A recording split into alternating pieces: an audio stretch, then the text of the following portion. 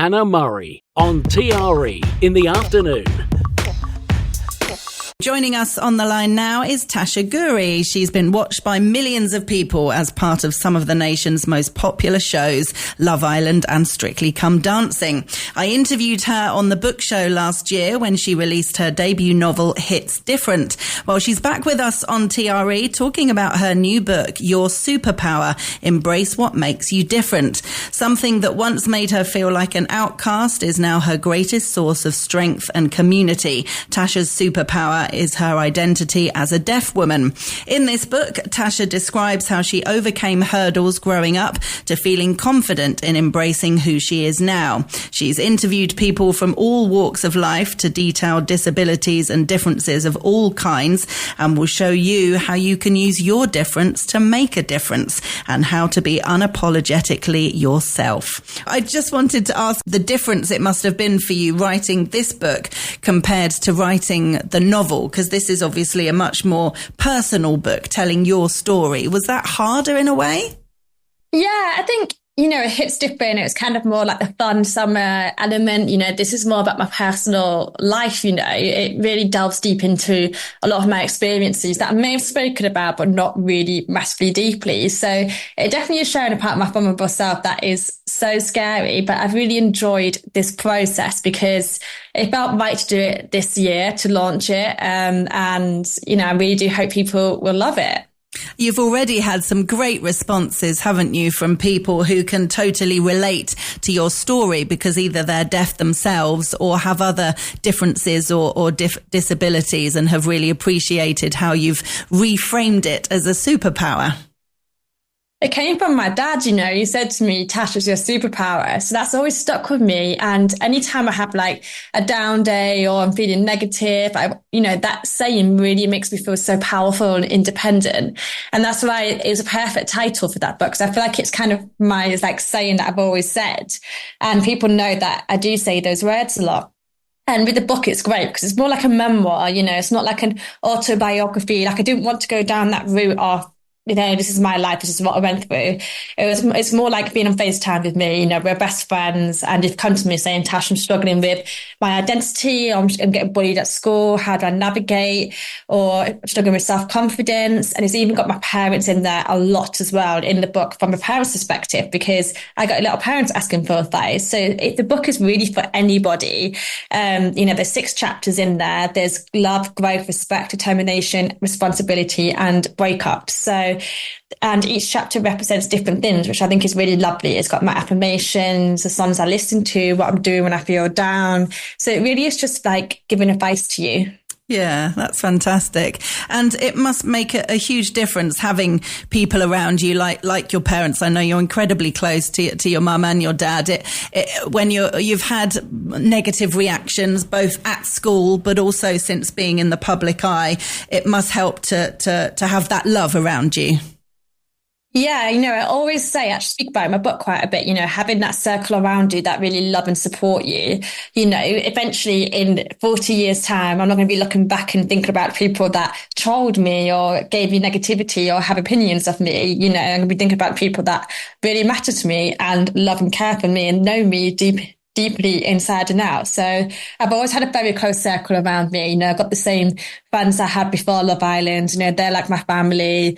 So yeah, I do have a really tight-knit group, but I think that's the best way to have the people around you that really, truly love you and want you to do well in life. Yeah, definitely. And it must be hard not to get upset sometimes when people say mean things online. I mean, it never ceases to amaze me what horrible, vile things people come up with. And for people to talk about your deafness in a negative way is just horrendous. I mean, how are you able to handle that? It takes time. That's something that, I really had to work on. I had to learn you can't please everyone. Not everyone is going to like you. Everything you do is going to have opinions from people, unfortunately. And I think I just learned that it says more about them than yourself, and people go through daily struggles every day. So they're inflicting their insecurities and problems onto you to make themselves feel better. So that's kind of how I view it now. I'm like, actually, I'm doing something good on my platform, that's the best I can do. That's the most I can do. And that's what makes me happy. So that's kind of how I had to really shift my mindset and not see it as, they hate you, they don't like you. They only know me from social media and, on TV, but they don't really truly know me. And that is okay. Not everyone is going to love you. Yeah. I mean, it must be nice having the positive things as well. I suppose if you're not taking the negative comments too seriously, I guess you have to be also wary of all the positive comments as well, and just kind of ride the wave and not take anybody's comments too seriously, I suppose. I think with positive comments, it's actually really lovely to receive. I always say focus on the positive ones, definitely, because they're the ones that give you that motivation and really help you through. They're your supporters. So when I get lovely messages from people and, people just really, really sweet messages, that's what makes me keep going, is that, because that's the impact I want to have on people. Yeah. And did you have a kind of clear idea as to where you wanted to take your career after Love Island? I know you're doing some great things in the fashion industry and with makeup and things like that, and obviously with the deaf community as well. Did you have an idea what you wanted to do, or have things just kind of come to you and inspired you along the way? I think when I came out, I've always had a vision. I said Strictly Come Dancing was my biggest goal when I came out, and I just, achieved that. So I feel like I've always been a goal chaser. Like I've always wanted to do a book, and that's happened this year. And I believe if you really have a vision of something you dream about, really pave the pavement to that direction. Everything I've done the past 2 years, the jobs I've said yes to is to get to this point. I was very picky and choosy when I first came out in terms of, the money may have been amazing, but is that going to align with me? Is that going to get me to get to Strictly Come Dancing? Probably not. So that's why I really was, picky and choosy about how I wanted my career to go. So I think that's kind of how I've done it pretty much when I came out of Love Island. Yeah.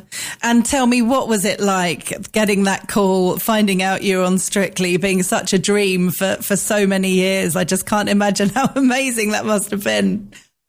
I cried. I couldn't stop crying.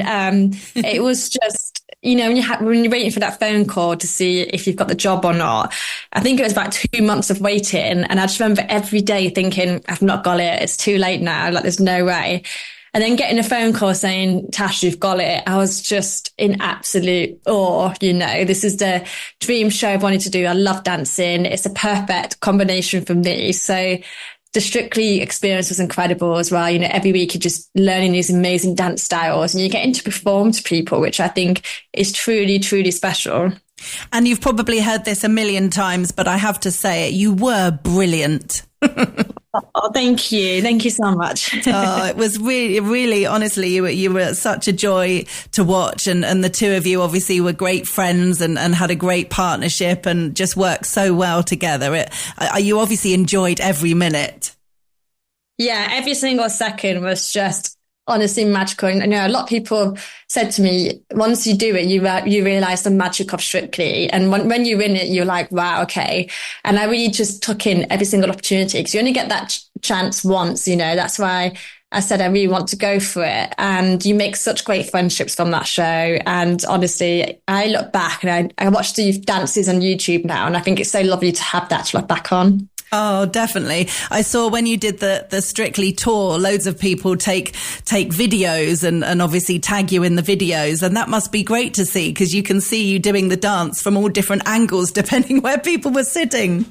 Yeah, no, it's so true. In arenas, like, that was such a cool experience. Like, performing in the O2, like, I never thought I'd be performing in O2 as, the Strictly crew.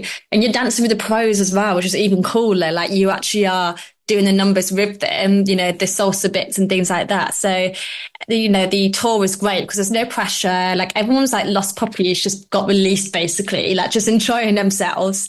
So yeah, I loved the tour. It was a great opportunity, and like seeing all the kids, the mums, the families getting all dressed up in sparkles, sequins and posters. Like, the posters for me, what hit my heart when you see your name, Tasha Ghouri, in a massive poster and they decorated it, that truly was beautiful. Oh, lovely. And they even though there's no pressure, there are kind of, I'm not sure exactly how it works, but I saw that you lifted the trophy a few times. They do have winners throughout the tour, don't they? Yes, they do. Yeah. It's a whole team that come together, that really makes it work. And I think it's incredible. You've got the costume team, makeup team, you've got runners, you've got tech, production, the judges, like everyone gets involved. It really comes together, and you actually don't have much rehearsal time either, but it just happened, it really, really is amazing. Yeah. And do you have a favourite dance, a favourite style of dance? And did that change throughout the show as you learnt new things? My favourite was definitely waltz. I think, when we did Natural Woman, that was the last ballroom dance we did together, in terms of learning it and doing it on the show. Like, I remember being so emotional because when I danced with Alyash, I felt like I was just moving with him. So that's why the waltz felt so magical. And, all dance styles were incredible. I love Latin, like the salsa, the cha-cha, samba. Samba was hard, though, I've got to say. Obviously, we were dressed as Frankensteins, which made it a bit easier to get the character out of it, get away with it a bit more. But yeah, for me, it's a ballroom style. So something about ballroom, when you dance with somebody, when you move as one, there's no feeling like it. You're just being moved around the floor. Yeah, fabulous. So what's next for you? Can you reveal anything about what you're up to next, either dance-wise or book-wise or anything else? Well, I'm hoping dance-wise, I'd love to do my own kind of show at the end of the year, which is kind of in conversations at the moment. So hopefully I'll be back on the stage dancing soon. Oh, that would be amazing. And any more thoughts of writing more novels, do you think? It's a good question. I think at the moment, because I've done 2 books in 2 years, I kind of want to put the pen down for a little while and focus on different challenges next. I like to push myself in different directions and try something new. Yeah. Well, it's been absolutely lovely to chat with you. I'm so glad we could make it work in the end. Oh, me too.